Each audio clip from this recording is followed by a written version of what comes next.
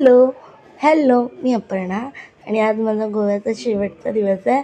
मी सकाळी मस्त गरम गरम आंबोळ्या खाल्ल्या ज्या कुरकुरीत होत्या आणि त्यानंतर शेवटचं मी मन भरून या व्ह्यूला बघितलं, कारण की हे जे दृश्य दिसतं आहे हे परत आता सकाळी उठल्यावर नाही दिसणार. तर मन भरून ते दृश्य बघितलं. तुम्हीसुद्धा माझ्याबरोबर हे सुंदर नजारा बघा. आणि मग त्यानंतर मला ज्या ज्या गोष्टी आवडतात त्या सगळ्या गोष्टींना मी बाय केलं. जसं की हे ओव्याचं झाड, ज्याच्या मला भज्या खायच्या राहिल्या, मी तुला नंतर कधीतरी खाईन. त्यानंतर ह्या चिमण्या आणि त्यांची छोटी छोटी अंडी, त्यांनाही मी बाय बाय केलं. आणि त्यानंतर हा पेर, जो नेहमी पडदा पकडून मला बघत असतो लाल लाल डोळ्यांनी. बाय बाय नकासूर, हलतच नाही, बाय बाय पण नाही बोलत, कुशका. आणि मग दुपारी माझं फेवरेट लास्टला घावणे, बांगडे आणि कुणबी होत्या छोट्या छोट्या, सुकं केलं होतं आणि बांगड्याचं सार होतं, भात होतं. अशा प्रकारचं जेवण आम्ही मस्त खाल्लं. म्हणजे फुल थालीच होती ही. शेवटला रात्री मस्त दिव्याचा माझा फोटो घ्यायचा राहिलेला, नंतर जाऊ दे निघतात. मग हे आहे मडगावचं फ्रंटवालं हे रेल्वे स्टेशनचा मेन गेट आहे. आम्ही येताना बॅक साईडने आलेलो. हे आहे मडगावचं रेल्वे स्टेशन. किती सुंदर आहे.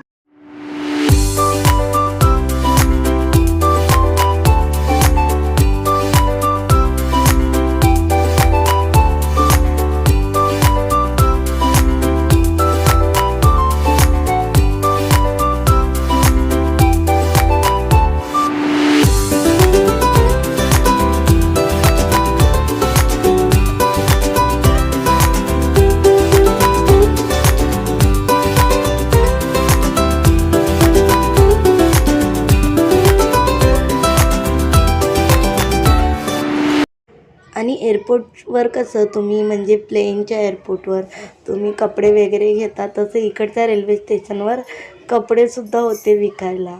आणि मग नंतर आम्ही ब्रिजवर चढलो आणि मग नंतर स्टेशनला जायला निघालो आणि मडगावला फायनली बाय बाय केलं. मी यावेळी एक मोकळा श्वास घेतला, कारण की माझी सीट यावेळी मिडल नव्हती. आणि अजून एक बेस्ट गोष्ट म्हणजे मी सेकंड एसीमधून होती. सेकंड क्लासने आम्ही ट्रॅव्हल करत होतो. याला फक्त लोअर आणि अप्पर असतं, मिडल सीट नसते.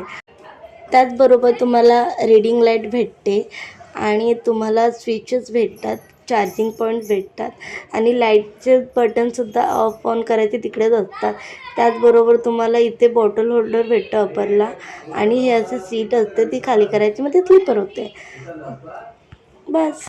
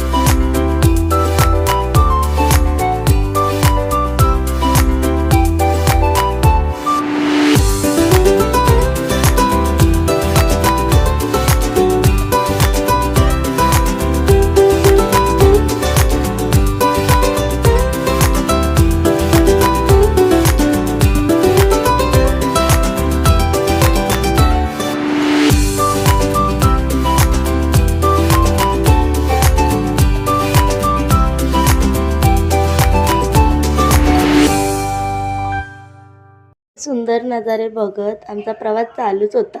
त्याच्यात आमच्या समोरचे सुद्धा सीटवर बसणारे आले. मग असं तिथे प्रायव्हसीसाठी कर्टनसुद्धा होते मस्तपैकी. आणि मग मी सुद्धा म्हटलं आई झोपले तर मी सुद्धा माझं अंथरूण छानपैकी घातलं. तर इथे मी माझी उशी अशी सफेद चादर आणि परत इथे ब्लॅक कलरचे ब्लँकेट आहे. नंतर सगळे लाशा झोपल्यासारखं वाटलं असतं.